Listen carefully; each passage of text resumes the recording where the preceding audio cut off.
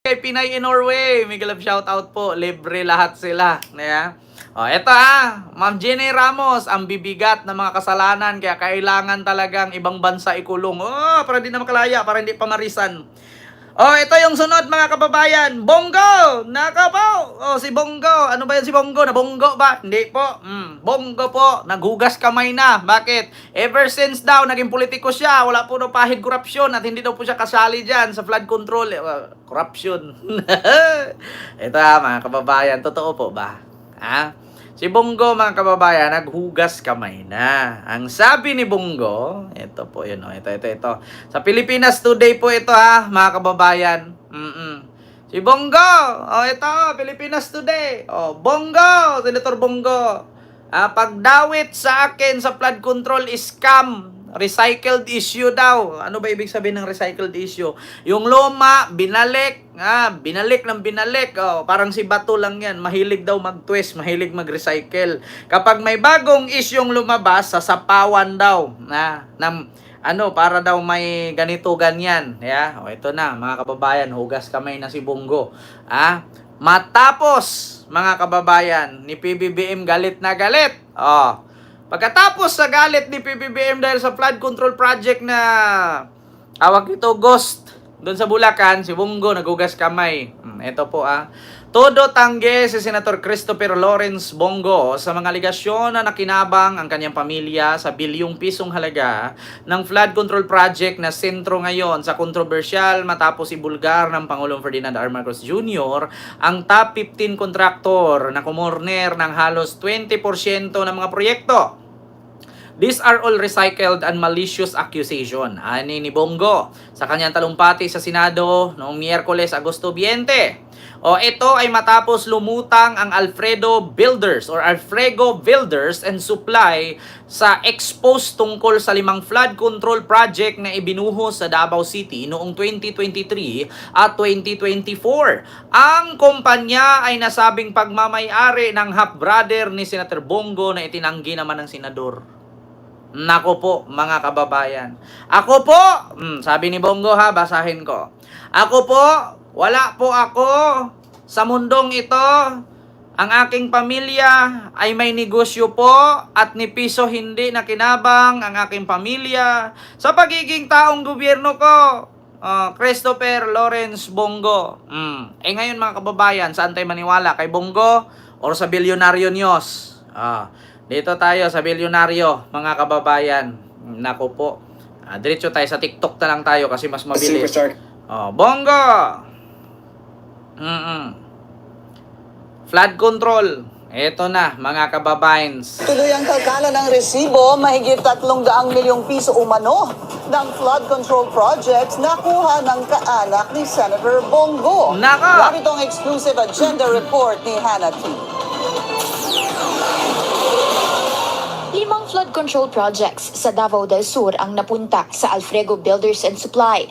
5 flood control napunta sa Alfredo Builders and Supply. So, paano po yan, Senator Bongo? Sabi mo, hindi nakinabang ang kamag-anak. Kung pamilya mo, oo. Pero kamag-anak mo, yes.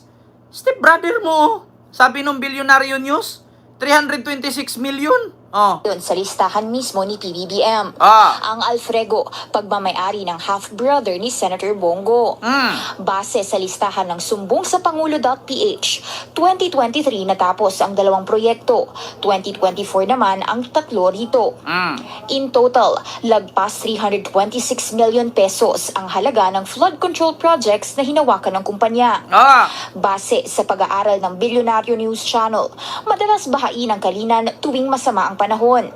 Doon constructed ang majority ng nasabing projects ng Alfredo sa Davao del Sur. Una nang na-flag ang nasabing kumpanya noong 2018, kabilang ang CLTG Builders na pagmamay-ari naman daw ng ama ni Go. Ito pa mga kababayan. Mismo si Senador Antonio Trillanes nag-file din po ng kasong Flander laban kay Bongo at kay Digong, na ang kadahilanan ay halos 6 billion pesos budget sa proyekto na ini-award ni Digong sa tatay ni Bongo na si LTG Builders.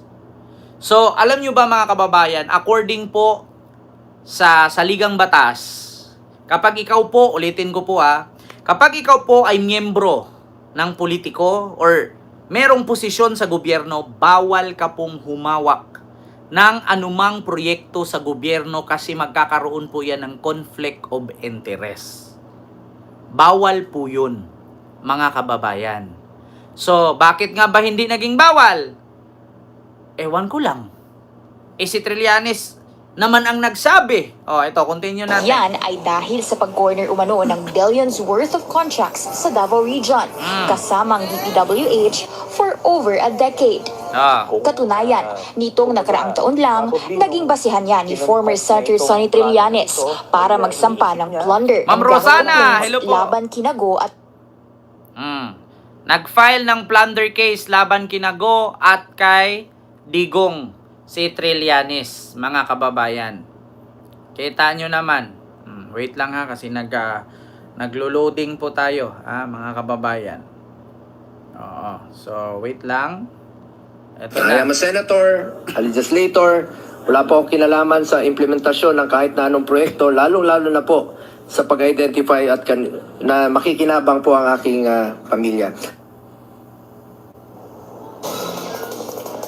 Kabayan, masama ang pakiramdam ni Senador Panfilo Lacson kanina kaya nagkasundo ang mga senador na sa susunod na linggo na lang sa Martes Valley dahil nga holiday bukas at sa Lunes ang pagpapatuloy ng diskusyon at ang pagtatanong ng mga senador.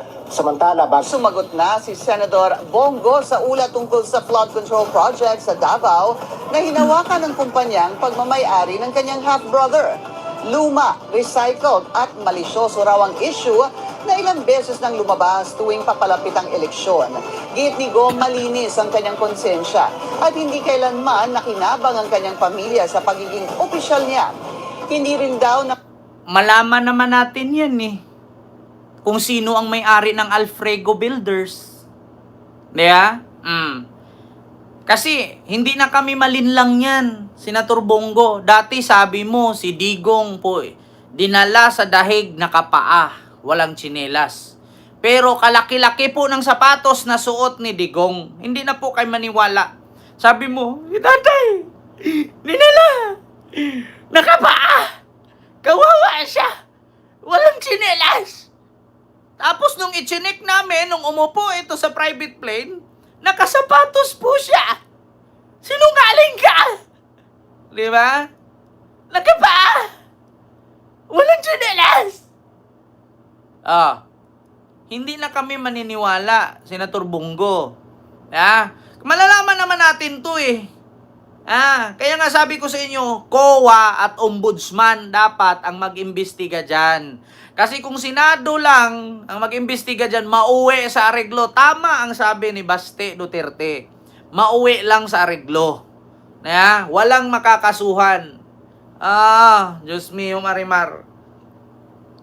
Continue. nakakalapit sa kanya ang mga kamag-anak para maglakad ng kontrata sa gobyerno at para tuldukan ang haka-haka. Balak ni Go Kahit man wala kang kinalaman dito, Senator Bongo, once kasi na related ito sa kamag-anak mo, madadamay ka talaga. Hindi naman namin sinabi na ikaw ang may-ari. Ang sinabi kasi dito, pagmamay-ari ng stepbrother mo. So malamang sa malamang, madadamay ka talaga. Hindi naman madadamay na sabihin nagnakaw ka. Hindi naman madadamay na sabihin isa ka sa kumamkam. Wala namang ganun. Siyempre, senador ka. Siyempre, kamag-anak mo, madadamay ka. Wala namang nagsabing nagnakaw ka. Ang sabi dito, kamag-anak mo. Pwede mo naman yan sabihin, oo, kamag-anak ko. Hindi naman sinabi na sangkot ka. Hindi naman sinabi na, di ba? Oo, isa ka sa kumamkam. Wala namang sinabing ganun. Ang sabi, kamag-anak mo.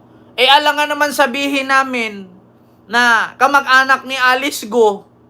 Alang-alang nga sabihin namin kamag-anak ni Ramon Ang. Go yung apelyido kay Alice Go. May U-O yung sa kanya G-U-O. Sa iyo kasi G-O. Alang nga naman sabihin namin kamag-anak ni Trillanes. Step brother mo to eh. 'Di ba? Wala namang nagsabi na ikaw kumamkam. Wala namang nagsabi na ikaw ang nagnakaw. Mahalatang guilty. Huwag masyadong defensive, Senator Go. Pwede mo naman aminin, oo, kapatid ko yan, pero wala ako kinalaman dyan. Di tapos. 'Di ba? Wala tayong magawa kasi ang tao ganyan eh. Diyos mio Marimar. Pumasok pa kayo ng politika kung ayaw nyo palang makalkal ang buhay ninyo. Alam nyo, politics is just like an artist. Parang artista ang politika. Ito pa. Naging co-author ng Senate bill na magbabawal sa mga kamag-anak ng mga opisyal ng gobyerno hanggang 4th degree. Naggawa daw ng Senate bill si Bongo, isa daw siya sa co-author na pinagbawalan daw ang mga kamag-anak na humawak ng proyekto sa gobyerno kapag may kamag-anak kang nasa gobyerno. Tanong ko ngayon, Senator Bongo, bakit nyo tinanggap yung halos 6 billion na project sa Davao nung panahong presidente si Digong? Yun lang naman yan eh. Bakit ninyo tinanggap? At bakit ngayon lang kayo nag-file ng Senate bill na bawal, kailangan pa bang i-file? Nasa saligang batas na yan na. Diba? Hindi nyo na kailangan gumawa ng Senate bill. Kasi nasa batas na yan. Once na ikaw ay na may posisyon sa gobyerno, bawal kang humawak o maskin kamag-anak mo ng proyektong mula sa gobyerno. Bakit gagawa pa kayo ng Senate bill? Para saan yan? Para linangin ang tao? Na wala pang batas ganyan? May batas na yan. Matagal na yan. Kaya nga si Trillanes ito. Diyos mio Marimar. Palibasa kasi, naging senador kayo. Hindi man kayo mga ano kasi. Trillanes. Bongo. Para makita ninyo, mga kababayan, si Trillanes mismo, Tandaan nyo, bago naging senador si Bongo noong 2019, siya ay ang special assistant ni Duterte simula pa noong 1998. Sa madaling salita, may paglabag sa batas ang mga ginawang pagkaka-award ng mga government contracts sa tatay at kapatid ni Bongo. At dahil bilyon-bilyon ang halaga ng mga kontratang ito, ano ang krimen nilang ginawa? Plunder. Maliwanag na ginamit ni Bongo ang kanyang posisyon in connivance with and obvious consent of Duterte as mayor and later on as president para makinabang ang kanyang pamilya. Kaya naman pala sinabi ni Duterte sa isang press con na bilyonaryo si Bongo. Kasi bilyon-bilyon na pala ang ninakaw nila sa Kaban ng Bayan. Bongo intervenes. Alam mo, hindi ako mag-ibang pero bilyonaryo to. Sa totoo lang. Punta kayo dapat, tanongin niyo kung sino yan. Liliwanagin ko lang, as always, hindi po chismis ang basihan ng mga alegasyong ito. Galing sa COA at DTI mismo ang mga dokumentong nakalap namin sa investigasyong ito. Wala silang lusot dito. Naipakita natin ang isa na namang paraan kung paano mangurakot sina Duterte at Bongo. Sa iba't ibang ahensya ng gobyerno ay meron pa silang iba't ibang pinagkakakitaan. Ito ang pangako ko.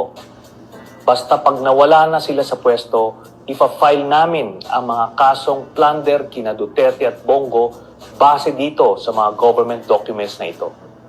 Kita nyo?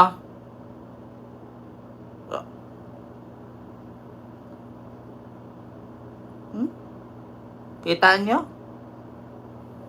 Hindi po yan chismis. Hindi po yan kwento. Base yan sa COA at sa DTI. Nakalap ni Trillanes na dokumento. Paano yan? Hugas kamay. Bahala nga kayo sa earth. Kayo naman magdadala niyan. So ito, mga kababayan, yung sunod. Ano yung sunod, mga kababayan? Ito na. Robin Padilla, gumawa ng resolusyon na lahat ng politician ay sumalang, sasalang sa drug test. Sinagot ng palasyo. Alam nyo, minsan mahirap. Ito, sabi ko sa inyo mga kababayan. Sabi nga ni Vice Ganda, dapat kapag tayo gustong pumasok pagka-politician, lalo na gusto mo maging congressman o senador, Kasi yung Senate at Congress is part of legislative yan. So ngayon, ibig sabihin po ng legislative, yan po yung ahensya na gumagawa ng batas. Ngayon, paano ka gagawa ng batas kung hindi ka naman abogado at wala kang alam sa batas? Kaya nga sabi ko sa inyo mga kababayan na bago ka pumasok dyan, make sure na may alam ka sa batas para hindi ka mapahiya. Ito po mga kababayan, sinagot po mismo ni Yussi Claire Castro si Robin Padilla na kung saan Padilla drug test proposal will violate Supreme Court decision on 2018.